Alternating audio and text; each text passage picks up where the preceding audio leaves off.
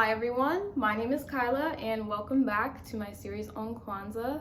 I'm really excited that I'm able to share this holiday with so many of these wonderful viewers, and thank you so much to connect.faith for reaching out to me to do this series.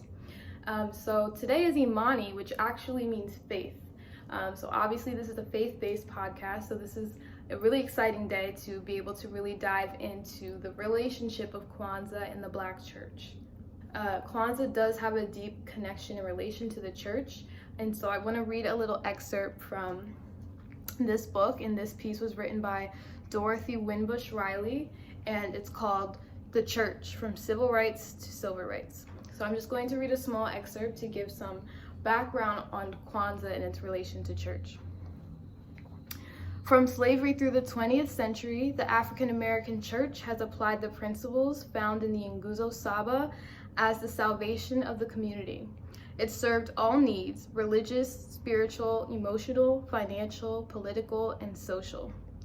Through its collective strength, the church fostered businesses, banks, schools, and colleges while keeping its eye on the schizophrenic nature of American racism. Time is marching into the 21st century, and the nature of the Black church is expanding. It will always work to supply the needs of the people. However, now it's moving towards self-determination through economic strength. African American churches across the country provide strategic planning in finances, business advice, loans, and housing.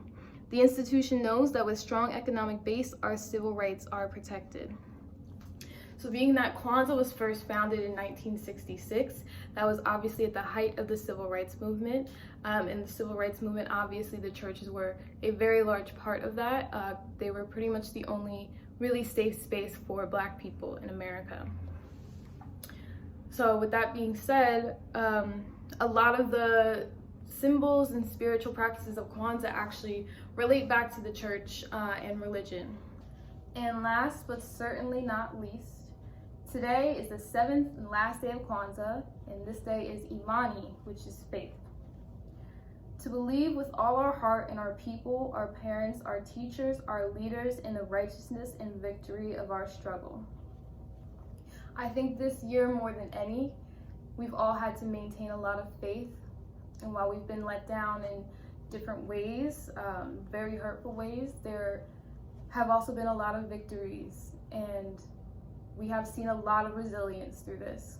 So I encourage you to really keep the faith going into 2021, when we're in 2021, and keep your faith in God, keep your faith in your family and your community, and remember that there is strength in weakness, and like this says, there is victory in our struggle. Habari, gani, Imani. Happy New Year.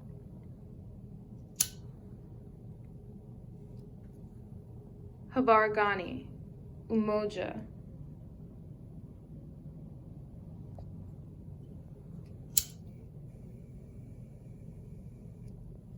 Habari gani, kujichagulia.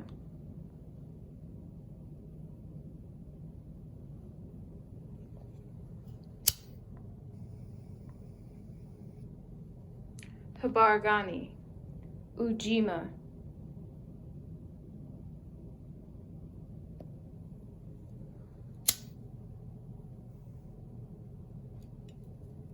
Habari gani, ujama.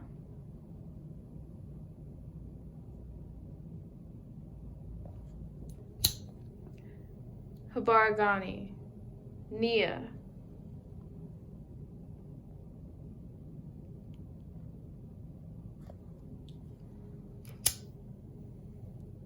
Habari gani, kuumba.